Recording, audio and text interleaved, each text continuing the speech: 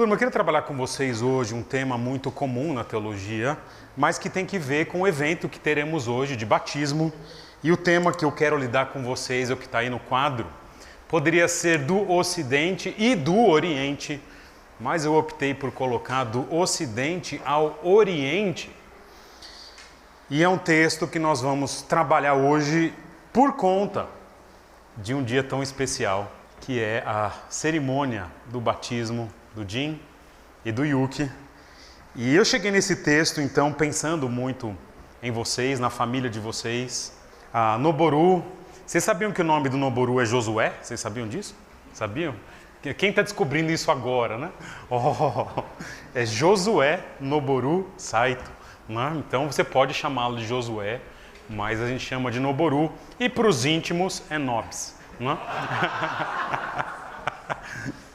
Nós nos conhecemos, o Noboru em 2000, Mali em 2001, e eles se casaram na mesma época que eu e a Dani casamos. Aliás, na parte de aconselhamento, Noboru e Mali são muito mais experientes do que a gente. Tem uma experiência de casamento muito mais ampla, porque eles se casaram no dia 13 e a gente se casou no dia 20, né? Então eles têm toda uma semana a mais de casamento do que eu e a Dani. E essa amizade dura 24 anos, 23 anos agora, e foi regada a muito sushi, algumas esfirras, pizzadas, e desde aquela época. E eu me lembro quando nós conhecemos o Jim a primeira vez, vocês vieram e ficaram hospedados lá em casa, e inclusive rolou uma pizza naquele episódio com o querido Carlos Osvaldo e Artemis foram lá em casa. E foi muito interessante. O Yuki conhecemos posteriormente em outra ocasião, mas desde aquela época nós mantivemos essa amizade e soberanamente Deus os trouxe de volta a Atibaia. Passaram muitos anos em Belém, não na terra que Jesus nasceu, Belém do Pará, e ali atuaram junto ao Instituto Missionário da Palavra da Vida, e Deus os trouxe aqui para Atibaia. E nesses 23, 24 anos, sempre em contato nas coisas boas. Noboru fazia mestrado aqui, eventualmente a gente tinha uma refeição juntos, mas também conversamos muito nas crises ministeriais, seja deles, seja nossas. Então nós temos uma trajetória comum e hoje com o batismo é algo muito emocionante. Eu acho que para vocês, seguramente, a família toda está aqui, todos muito bem-vindos. Mais emocionante para mim também, que vou estar na água junto com o Noboru, experimentando água fria. A Mali nós poupamos por questões de saúde, mas o batismo é uma das ordenanças bíblicas e acontece que, feito dentro dos parâmetros bíblicos, é uma vez na vida. Então hoje é um dia muito significativo para todo mundo que participa, mas especialmente para a família. E o texto que está no meu coração, para lidar com uma ocasião tão especial, há de ser também um texto que eu considero importante no sentido de que sempre que tem batismo, observem, eu gosto de pregar Jesus Cristo, a pessoa de Jesus, interagindo com pessoas. E um dos textos que eu quero lidar é um texto justamente marcante no sentido da misericórdia, da sabedoria e do poder de Jesus Cristo aplicado a um jovem. E eu me refiro então ao capítulo 8 de Mateus, dos versículos 5 a 13. Então, esse capítulo 8, você sabe, são os capítulos dos milagres de Jesus. Eu já lidei com esse texto aqui na igreja antes, não me lembro como foi o sermão, não pesquisei como eu preguei, e eu preparei o texto justamente para conversarmos hoje aqui. Mateus capítulo 8, versículos 5 a 13, está aí no quadro para vocês e eu vou ler aqui, você pode abrir na sua Bíblia se você quiser. Diz assim o texto que nós vamos lidar hoje. Entrando Jesus em Cafarnaum, dirigiu-se a ele um centurião, pedindo-lhe ajuda, e disse: Senhor, o meu servo está em casa, paralítico, em terrível sofrimento. Jesus lhe disse: eu irei curá-lo. Respondeu o centurião: Senhor, eu não mereço receber-te debaixo do meu teto, mas dize apenas uma palavra, e o meu servo será curado. Pois eu também sou um homem sujeito à autoridade, com soldados sob o meu comando, e digo a um, vá, e ele vai, e a outro, venha, e ele vem, e digo ao meu servo, faça isto, E ele faz. Ao ouvir isso, Jesus admirou-se e disse aos que o seguiam: digo-lhes a verdade, não encontrei em Israel ninguém com tamanha fé. E eu lhes digo que muitos virão do Oriente e do Ocidente e se sentarão à mesa com Abraão, Isaque e Jacó no reino dos céus. Mas os súditos do reino serão lançados para fora nas trevas, onde haverá choro e ranger de dentes. Então Jesus disse ao centurião: vá, como você creu, assim lhe acontecerá. E naquela mesma hora, o seu servo foi curado. Coincidentemente, esse texto é continuidade do texto que eu preguei no batismo do Douglas, que era o texto da cura de um leproso. E num batismo, nós vamos seguir na sequência. No próximo, talvez, quem sabe eu sigo a sequência também.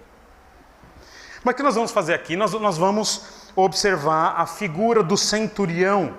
Porque, embora Jesus sempre seja o protagonista das cenas, nesse caso, nesse texto aqui, há um segundo protagonista, que é a figura desse militar, desse centurião. E que nós vamos fazer? Nós vamos lidar com o texto, como ele é nos apresentado, interpretar o texto, mas em cada ponto que eu vou lidar com vocês aqui, eu vou fazer uma aplicação indireta ao que vai acontecer a cerimônia lá atrás do batismo depois. Terminada a parte de lidar com o texto, eu vou lidar com algo que o texto não trouxe. Algo sobre o batismo que o texto não é um texto sobre batismo, então ele não revelou, embora ele quase trouxe isso. Mas ao fim, e eu quero que você guarde essa informação, eu quero trazer para vocês, no fim do que a gente conversar, uma aplicação direta deste texto. Há algo neste texto que vai se cumprir hoje aqui nessa igreja. Está neste texto, mas eu vou provar para vocês e é só no final, ok? Então eu vou contar a história, primeiro dando o contexto em que tudo está acontecendo, vou harmonizar a história que nós lemos com a história de Lucas. Terminado de contar a história, aí a gente vai lidar com a figura do centurião. A história é mais ou menos assim. Jesus está numa fase do seu ministério que ele vive em Cafarnaum. Cafarnaum, alguns irmãos da igreja já estiveram lá. Cafarnaum é uma cidade bem pequena ali, perto do Mar da Galileia. E é interessante que Jesus está hospedado naquela que é chamada Casa de Pedro, onde tem essa espaçonave aqui, né? Isso aqui é uma igreja, ok? Que foi construída em cima do provável local de onde foi a antiga casa de Pedro, que Jesus ficou hospedado na época. Então isso é história, não está na Bíblia que foi ali, mas se construiu ali uma igreja em cima das ruínas da casa do apóstolo Pedro. E eu quero pontuar para vocês que se você caminhar um pouquinho aqui, algo em torno de um quarteirão, vocês vão dar num prédio, 2 prédios na verdade, mas um deles é a sinagoga de Cafarnaum, que é essa que está aqui, que eu estou mostrando para vocês num close aqui. Por que isso é interessante? Só para te dar o contexto de quem é esse centurião que está aqui. No texto de Lucas, diz que ele é um homem muito querido, porque foi quem construiu a sinagoga. Fala, ele construiu essa sinagoga? Não. Ele construiu a anterior a essa. Essa daqui é uma construção posterior à época de Jesus, mas foi construída no mesmo lugar da antiga sinagoga.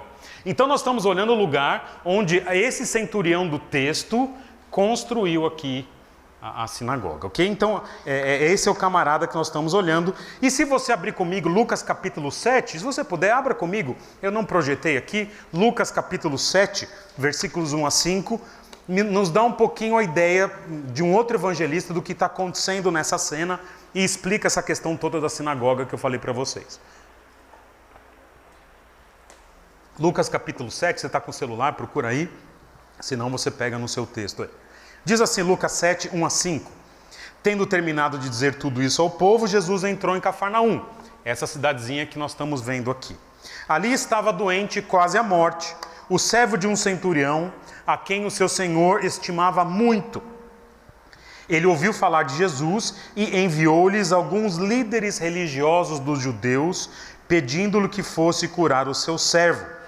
Chegando-se a Jesus, esses líderes suplicaram-lhe com insistência: este homem merece que lhes faça isso, porque ama a nossa nação e construiu a nossa sinagoga que vocês estão vendo aqui. Essa é a história então de um militar não judeu, provavelmente samaritano, porque o costume da época era colocar um centurião, um comandante, que não fosse judeu, mas que fosse próximo dos costumes ali. Então, normalmente eram samaritanos. O texto não menciona, não temos certeza.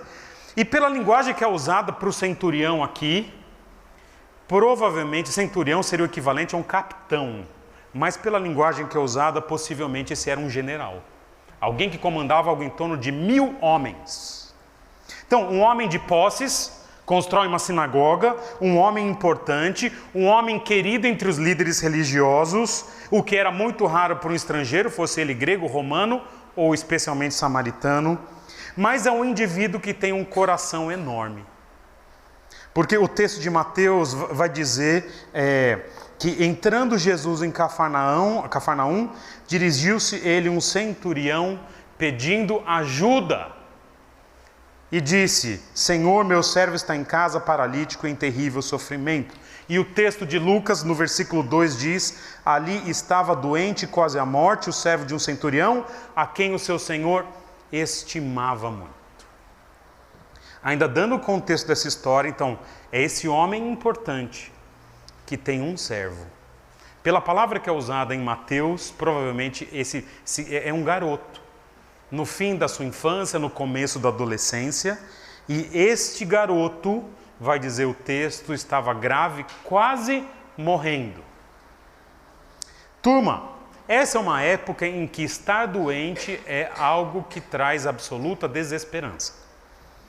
Eu tive uma pneumonia dupla em 2017, não recomendo aos irmãos, tá? Não é bom, mas se fosse há 2000 anos atrás, eu já teria ido embora. E talvez, com doenças menos severas do que uma pneumonia, né, essa igreja estaria vazia hoje. Porque é uma época em que qualquer doença pode ser motivo de morte. Só que o texto diz que era uma doença grave. E como eu mencionei para vocês, é uma doença grave de uma criança. Lucas vai usar o termo para escravo. Se João estivesse referindo ao mesmo episódio, em João capítulo 4... vai falar de filho. Então, é filho, é criança, é escravo, qual que é a ideia? Possivelmente, é um servo que trabalha na casa do centurião, bem jovem. E possivelmente, este centurião o tratava como filho. Essa é a realidade.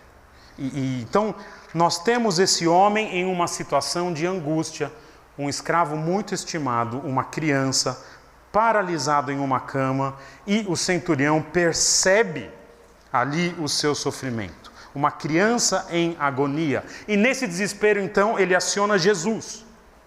Ele ouve falar de Jesus e ele aciona Jesus. Primeiro, através de mensageiros, que é o texto de Lucas, e depois ele próprio, no texto de Mateus, diante de Jesus. E aí que eu quero trabalhar com vocês, então, as percepções que esse texto traz para a gente deste centurião com respeito a Jesus. São como que ele compreende o que está acontecendo, como que ele compreende a si mesmo, como que ele compreende a situação, e é isso que nós vamos trabalhar nessa história de um homem rico e importante que tem uma criança doente em casa, a qual ele trata como filho. Versículos então 5 a 8, vamos começar então vendo as percepções desse centurião.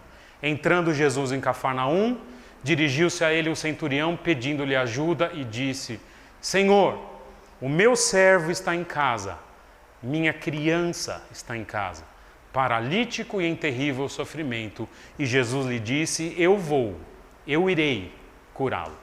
E respondeu o centurião: Senhor, não mereço receber-te debaixo do meu teto. Harmonizando com Lucas, Jesus foi com eles. Em Lucas, um pouquinho antes, as pessoas vão até Jesus. Estando perto da casa, quando o centurião mandou amigos dizerem a Jesus: Senhor, não te incomodes, eu não mereço receber-te debaixo do meu teto. Versículo 7, por isso, nem me considerei digno de ir ao teu encontro. Eu quero trabalhar essa primeira percepção do centurião. não mereço, não sou digno. A percepção inicial que o centurião tem é a respeito de si mesmo. E a percepção que ele tem é da sua própria indignidade. É interessante que nesse texto, todo mundo à volta ali considera esse centurião um homem especial. Os judeus, porque ele construiu a sinagoga, falam, ele merece que o Senhor resolva o problema dele, porque ele é um homem digno. Jesus vai elogiá-lo no final, e Jesus tem razão no seu elogio. Mas é interessante que, na cultura judaica, ser um homem rico, construir algo, uma sinagoga, a pessoa era tida como alguém abençoado por Deus. O texto menciona que ele era tão importante que ele tinha soldados e servos sob seu comando. Mas quando se trata de como este homem se enxerga, ele tem uma percepção, um conceito, uma compreensão da sua própria indignidade, a ponto dele cometer uma gafe cultural aqui. Observa no texto que Jesus diz, versículo 7, eu irei curá-lo. A ideia é que ele está caminhando para a casa do centurião, está indo até a casa. Na cultura da época, a questão da hospitalidade é muito importante. Então, Jesus está indo para a casa dele, vê que não é algo comum. Você não vê nos evangelhos Jesus indo na casa das pessoas, acontece com a sogra de Pedro, uma coisa aqui, outra ali, mas normalmente Jesus cura de longe, como vai acontecer aqui, mas agora Jesus caminha para casa e ele, primeiro os amigos falam, não vai até lá, ele está dizendo que não é digno, e depois ele pessoalmente diz, Senhor, eu não sou digno de te receber em casa, o que na hospitalidade da época seria um escândalo.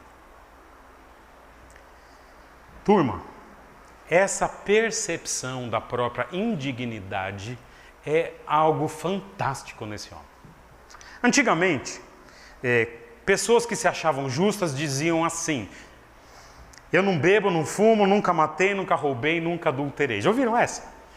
São os mais antigos que falam isso normalmente. Quando você vai falar do evangelho, fala todo mundo é pecador, o cara fala, peraí, nunca matei, nunca roubei.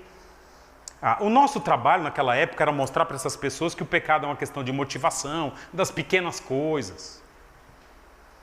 Hoje em dia, o indivíduo bebe, fuma, maconha às vezes, fornica, trai, sonega imposto, rouba o próximo, torce para o Corinthians, faz um monte de coisa ruim. E ele vai dizer no final, Deus me ama. Como diria aquele teólogo, o Ney Mato Grosso, não existe pecado no lado de baixo do Equador. Me parece que hoje essa perspectiva. Muitos dos judeus daquela época se achavam justos. Eles já tinham o Salmo 114, que é o Salmo citado em Romanos 3, que diz, todos se desviaram, não há um justo sequer. Mas os judeus chegam e falam, não, ele é justo. Mas esse homem olha para si mesmo e fala, Jesus, eu não mereço. Que é a perspectiva que faltaria nos dias de hoje. E eu quero então fazer a primeira aplicação indireta deste texto ao batismo. Primeira percepção, a percepção da própria indignidade, é uma percepção importante, que para aquele homem foi fundamental, mas muito do que nós fazemos, turma, hoje no batismo, a cerimônia que nós vamos ter depois entrando na cozinha ali, saindo no pátio lá atrás, é justamente uma expressão pública dessa percepção desse homem aqui. Esse homem está dizendo, eu não sou digno. E o batismo, turma, a primeira percepção necessária para alguém se batizar é a compreensão da sua própria indignidade.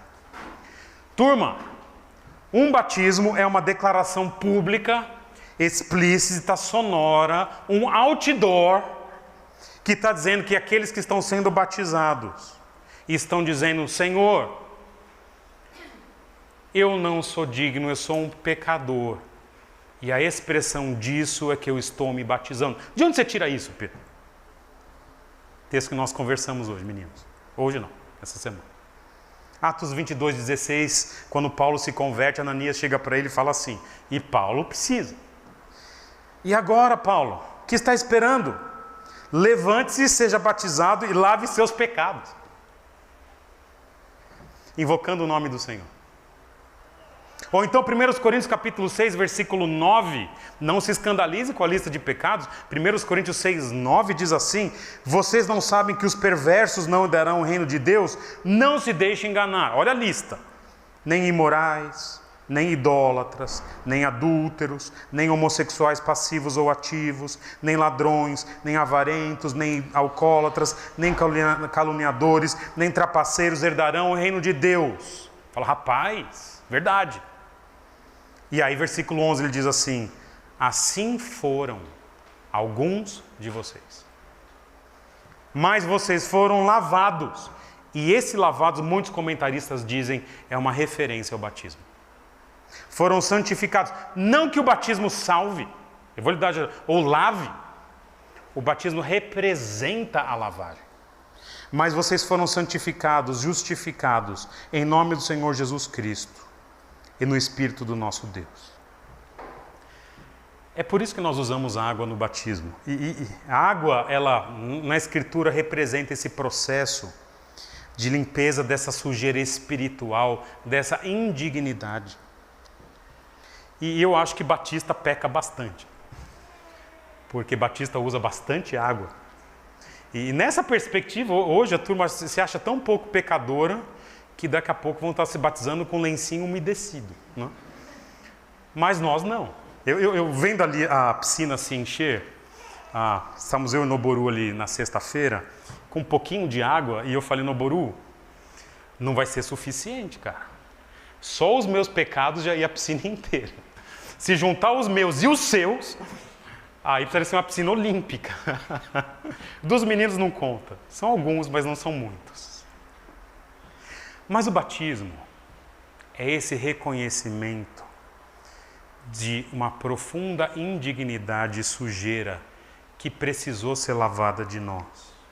Que foi lavada não com água, foi lavada com sangue.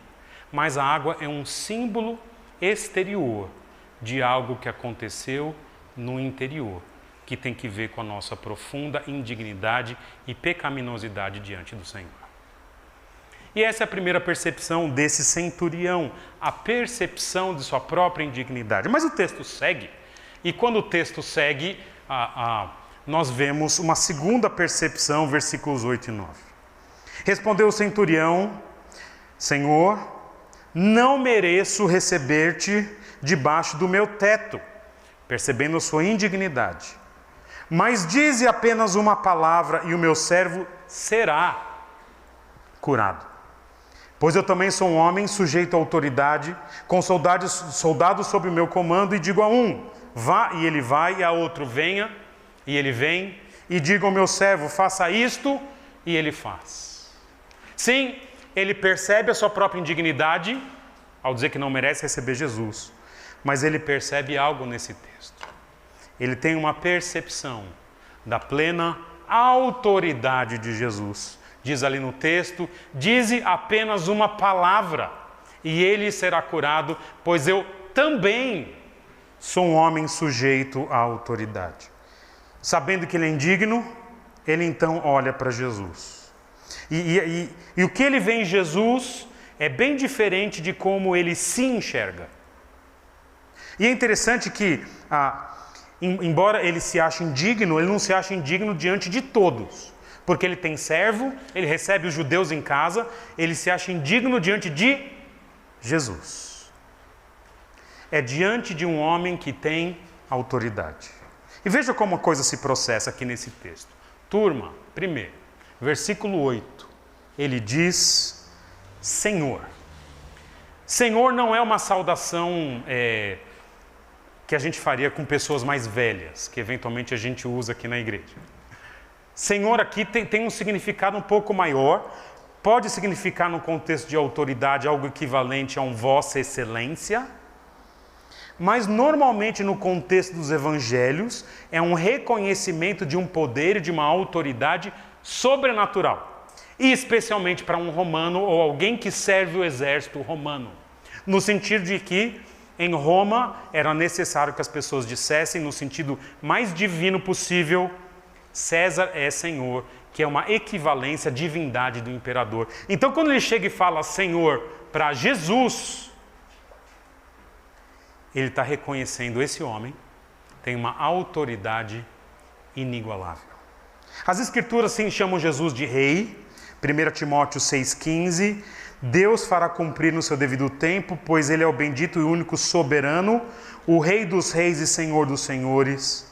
E em 17,14, uma referência direta, Jesus diz assim, guerrearão contra o Cordeiro, e o Cordeiro os vencerá, pois é Senhor dos senhores e Rei dos reis.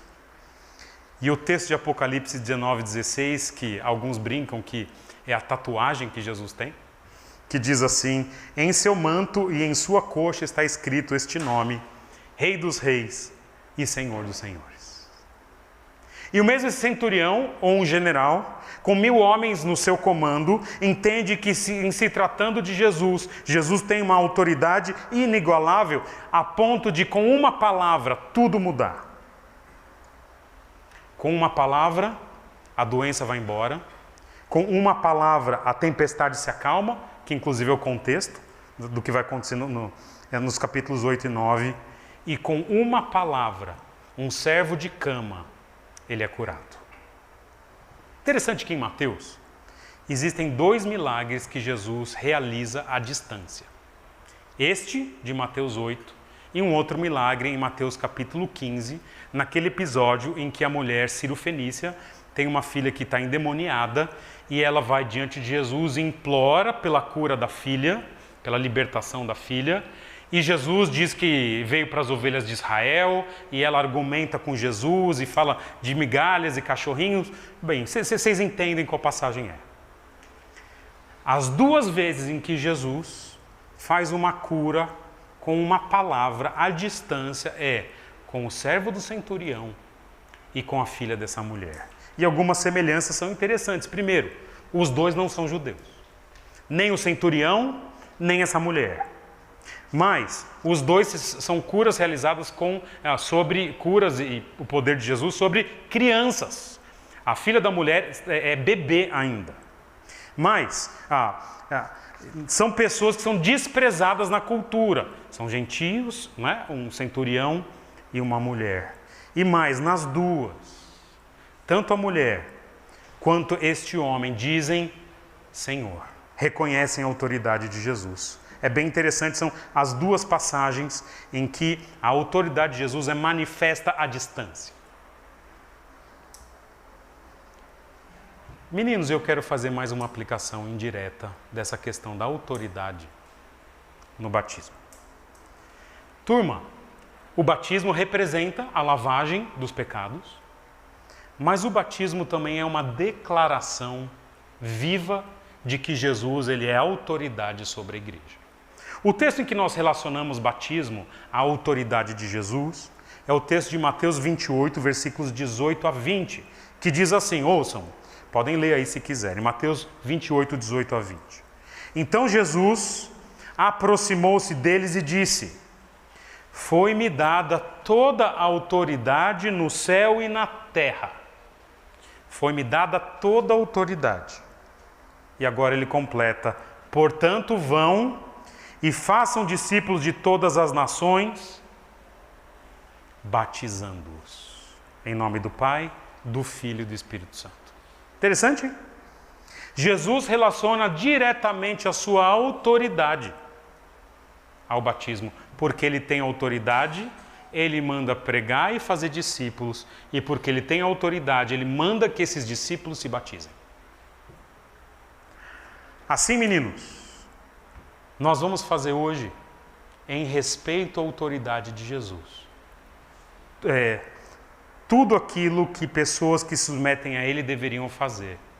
Depois que a gente crê, o próximo passo é obedecer.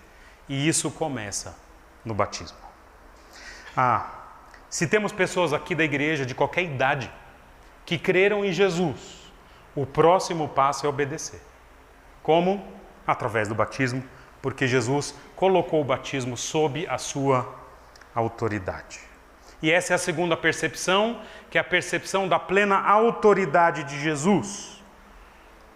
E o texto segue e há uma última percepção que eu quero trabalhar com vocês, dos versículos 10 a 13, que diz assim: Ao ouvir isso, Jesus admirou-se e disse aos que o seguiam: Digo-lhes a verdade, não encontrei em Israel ninguém com tamanha fé. E eu lhes digo que muitos virão do Oriente e do Ocidente e se sentarão à mesa com Abraão, Isaque e Jacó no reino dos céus. Mas os súditos do reino serão lançados para fora nas trevas, onde haverá choro e ranger de dentes. Então Jesus disse ao centurião: Vá, como você creu, assim lhe acontecerá. E na mesma hora o seu servo foi curado. Primeira percepção do centurião foi da sua própria indignidade. A segunda percepção que ele teve foi sobre a plena autoridade de Jesus. Mas a última percepção nesse texto não é do centurião. É sobre o centurião. E Jesus percebe no centurião a sua fé. Não encontrei em Israel ninguém com tamanha fé. E no versículo 13, assim como você creu, lhe acontecerá. Aqui essa mudança de sujeito. Antes era o centurião se percebendo indigno e percebendo Jesus a autoridade. Agora é Jesus olhando para ele e percebendo a fé. E é muito interessante que há muitas perspectivas teológicas que acham que, para que um milagre aconteça, a pessoa que vai receber o milagre precisa ter fé. Mas isso não acontece nesse texto aqui. Não há nenhuma indicação no texto de que esse menino tem fé. Quem vai receber o milagre é o menino, não o centurião. Pode ser que tenha, não sabemos. O que não nos é revelado sobre o menino é revelado sobre o centurião. Turma, fé é algo que a gente não consegue ver em alguém. Pessoas conviveram conosco aqui, em algum momento pareciam que tinham fé, que confiavam em Jesus, mostraram que nunca foram dele, nunca confiaram nele. E ao contrário é verdadeiro. Pessoas que conviveram no nosso meio e falam: esse daí, de repente você vê aos poucos brotar não a fé, mas as consequências de uma fé através da vida e do compromisso de alguém. Mas Jesus, que além de soberano, tem toda a autoridade, ele é onisciente e ele olha aquele homem e percebe no jeito que ele crê que ele tem fé. E a fé frutifica aqui no texto, na sugestão do milagre ser feito à distância que o centurião traz aqui para Jesus. E veja, Jesus diz: eu não encontrei em Israel ninguém com uma fé deste tamanho. Literalmente, não encontrei nenhuma fé tão grande quanto esta. Embora tamanho de fé não seja tão relevante no Novo Testamento, o objeto da fé, que é Jesus, esse é relevante. Mas aqui no texto, Jesus é objeto da fé do centurião, mas a fé também é grande. Queridos, para estar com Jesus, é bom ter boa reputação. Esse homem tem uma boa reputação, mas não é suficiente. Para estar com Cristo, é bom reconhecer a sua indignidade. É o primeiro passo, mas também não é suficiente. Para estar com Cristo, é necessário uma percepção de quem Ele é, e a partir dessa percepção, um exercício real da confiança. Eu costumo definir fé, uma das formas que eu defino ouça isso. Fé é uma disposição interior de viver integralmente para Cristo, por confiar tanto em quem Jesus é e naquilo que Ele fez. Olha o que eu estou dizendo. Eu confio tanto em quem Ele é e o que Ele fez, que a partir disso eu tenho uma disposição integral de servi-lo. Isso é fé. E Jesus enxerga naquele homem, um homem gentil, algo que muitos judeus nunca tiveram. essa confiança em quem Jesus é e o que ele fez. E é isso, inclusive, ele menciona Abraão, Abraão, Isaac e Jacó. E em Abraão, nós vimos recentemente, Abraão, é dito em Gênesis 15:6, Abraão creu no Senhor, e isso lhe foi acreditado como justiça. Ou seja, até para Abraão a fé foi fundamental. E aí eu quero fazer a última aplicação indireta ao batismo. Hoje, o que nós vamos ouvir da boca do Jim e do Yuki, daqui a pouquinho na piscina, na sua confissão e profissão de fé, se eles creem em Jesus como único e suficiente Salvador, se eles têm essa disposição interior de servir a Cristo, de viver para Ele, a partir de confiar na obra e na pessoa de Jesus. Isso que nós vamos ver ali, que eles vão falar, isso que eles vão dizer, eu creio, eu tenho fé em Jesus, isso é a essência do batismo. O batismo é uma declaração pública de algo que acontece dentro da pessoa, que é a sua fé em Jesus. E é isso que define a nossa relação com Deus, é isso que nos torna filhos de Deus, quando a gente confia e exerce essa fé que é interior, mas que é expressa audivelmente no batismo. São essas as percepções que o centurião teve, a sua indignidade, da autoridade de Jesus, e é essa percepção que Jesus tem sobre esse homem. Mas como eu falei para vocês, não é um texto sobre batismo. E este texto falhou. Este texto que não é sobre batismo, que não tinha a intenção de tratar de batismo, por não tratar de batismo, ele não trouxe uma informação importante. Mas eu olhei o texto e falei, quase. Lucas capítulo 7, versículo 2 diz assim: E o servo de um centurião, a quem este muito estimava, estava doente, quase à morte. Se esse menino tivesse morrido, desculpem, teria sido perfeito, né? Para o batismo de hoje. O texto diz que estava quase à morte. Por que não é uma ilustração perfeita do batismo? Este texto não é uma analogia perfeita do batismo, porque nós não batizamos pessoas que estavam quase à morte. Nós não batizamos pessoas que, nos seus pecados, estavam doentes. Está quase mal, daqui a pouco vai, cuidado. O batismo não é para pessoas que estão moribundas, aguardando o último suspiro. Olha o que o texto de Romanos capítulo 6, versículo 4 diz.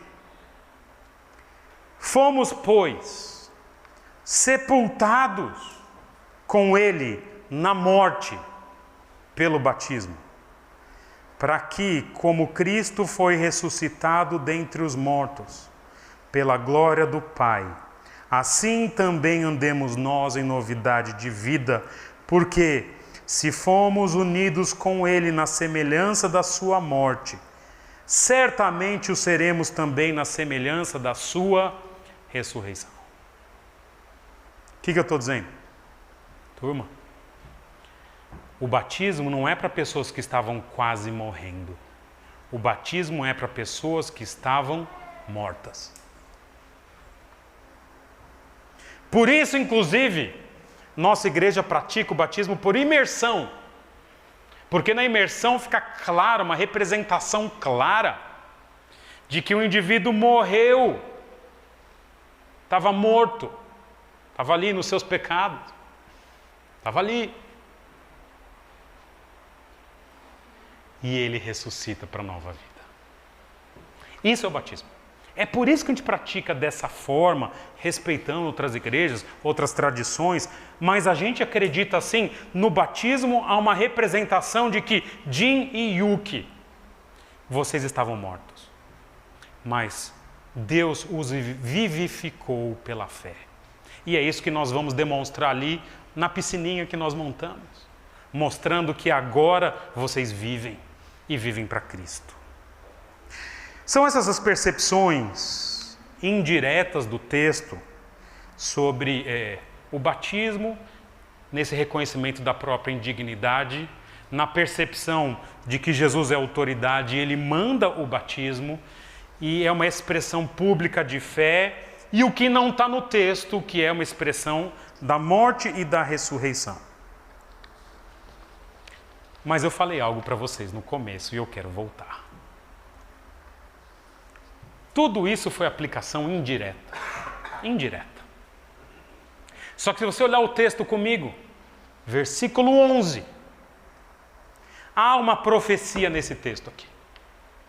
Há uma profecia de Jesus aqui. E eu quero ler com vocês, diz assim: e eu lhes digo que muitos virão do Oriente e do Ocidente e se sentarão à mesa com Abraão, Isaque e Jacó no reino dos céus. E hoje, neste lugar, se cumpriu essa profecia. Mais uma vez. Há pessoas aqui que vieram do Ocidente. Tem, em relação a Israel, pessoas da Europa, pessoas das Américas. Mas há pessoas aqui, como familiares de vocês, que Deus chamou lá no Oriente, que vieram para o Brasil e se converteram aqui ou se converteram lá.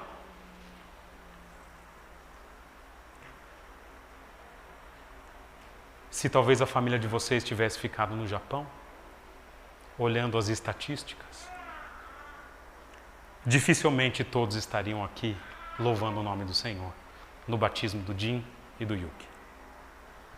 Mas aprove a Deus na sua soberania no dia de hoje, cumprir a sua profecia na vida de todos nós, mas também na vida do Jim e do Yuki, trazendo pessoas do Ocidente, mas também do Oriente, para um dia estar com ele à mesa, com Abraão, Isaque e Jacó, como todos nós estaremos. E é por isso que o sermão se chamou do Ocidente ao Oriente. Vamos orar. Senhor, muito obrigado.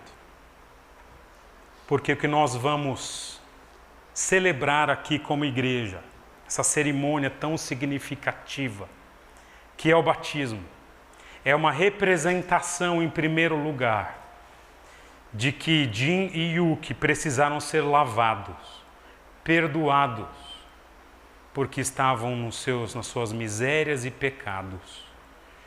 É uma cerimônia que indica o reconhecimento que eles têm da sua própria indignidade.